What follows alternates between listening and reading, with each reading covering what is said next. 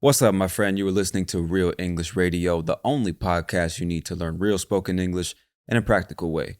I'm your host, Tony Kaizen, and today we're talking about English comprehension. And we all know that spoken English can be extremely difficult to understand because natives tend to speak incredibly fast, blend words together, and use lots of expressions, idioms, and phrasal verbs. If you're not familiar with the way natives speak, it can feel almost impossible to understand everything we're saying.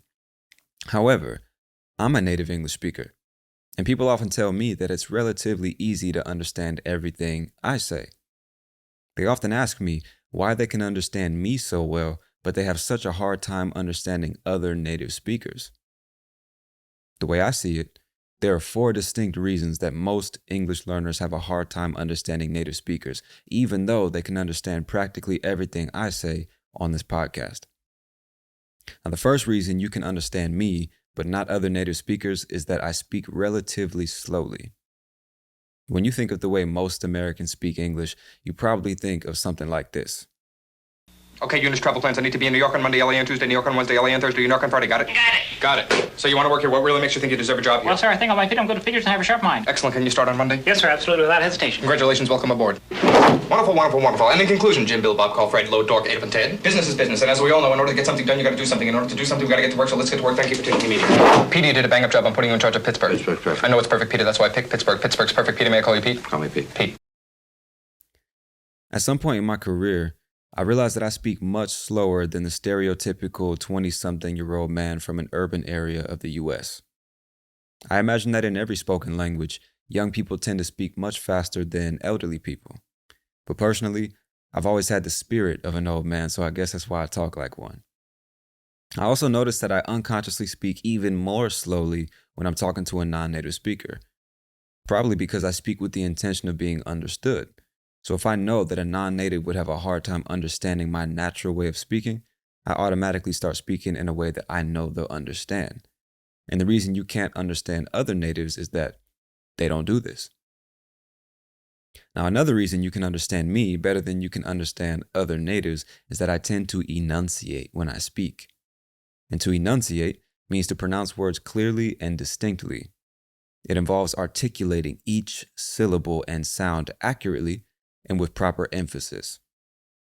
A lot of Americans with certain accents tend to use connected speech in order to speak faster, so sometimes an entire sentence can sound like just 1 or 2 words.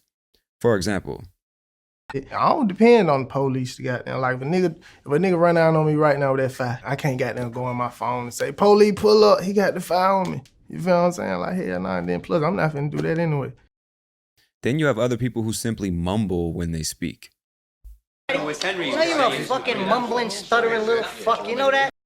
And to mumble means to speak in a way that is not clear or distinct, often due to not opening the mouth enough or not pronouncing words fully. Here's an example. Oh my Lord, I know that it wasn't the first time that traveled down the river. I love it all this time.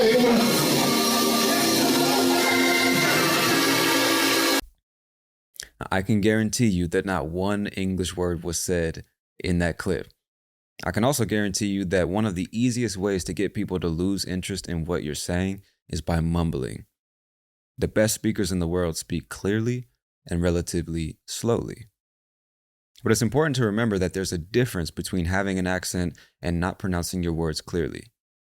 A lot of English learners are obsessed with being able to imitate a native speaker's accent because they think that's the only way they'll be understood and accepted by others.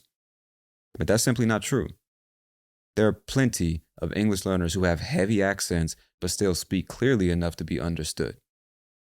There's a difference between having a foreign accent and pronouncing words poorly.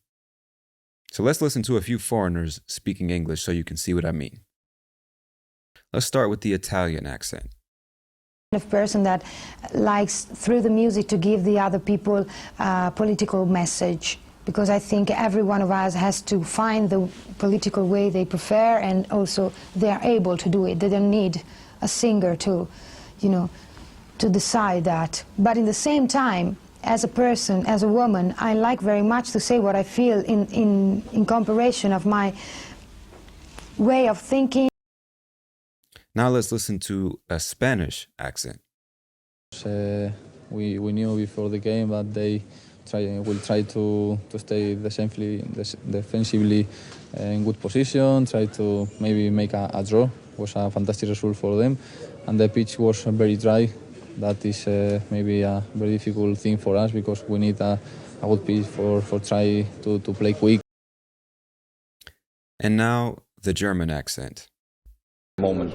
Poland, of course, they have some very, very good players, Lewandowski, Blaszczykowski, Piszczek. They are playing in the Bundesliga.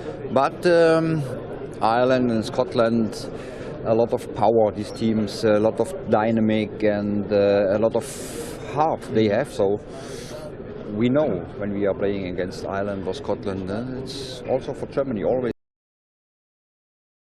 Now let's check out the Mexican accent. Many times there's a lot of questioning whether the oil industry is a green industry. And of course it's not totally green, but it's improved considerably through technology and through alternative sources of energy. And that's what is great about this, that now we can work on a green culture. Now let this serve as a reminder that there's absolutely nothing wrong with having an accent.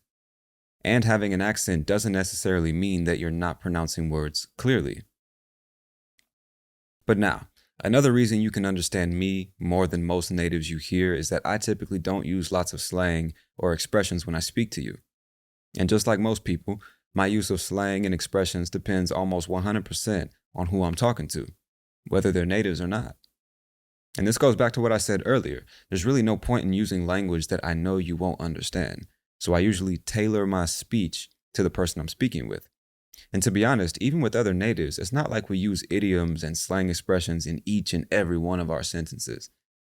We use them like salt and pepper.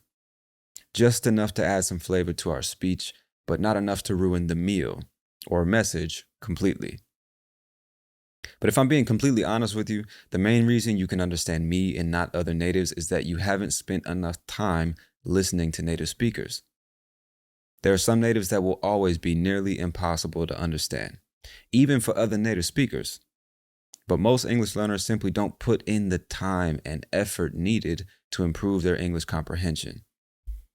The more you listen to the language, the more familiar it becomes to you, especially when you can listen and read a transcript of what's being said like you can do with this podcast. And the absolute best way to get used to the way natives speak is by speaking with natives on a regular basis. The same way that listening to your native language every day is the reason that you can comprehend it so easily. There's absolutely no difference.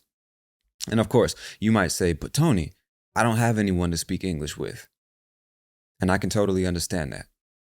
Sometimes private English classes require a large investment of money and time, and finding a quality language exchange partner online feels virtually impossible for most people. But that doesn't change the fact that listening to and speaking with real people every day is the absolute best and most fun way of learning to speak and comprehend a foreign language. And in the next episode, I'll be giving you some practical tips for having more interesting, productive, and overall better language exchanges or English lessons. But that's it for now, my friend. I hope you've enjoyed this episode of Real English Radio. I'm your host, Tony Kaizen, and I'll talk to you soon. Peace.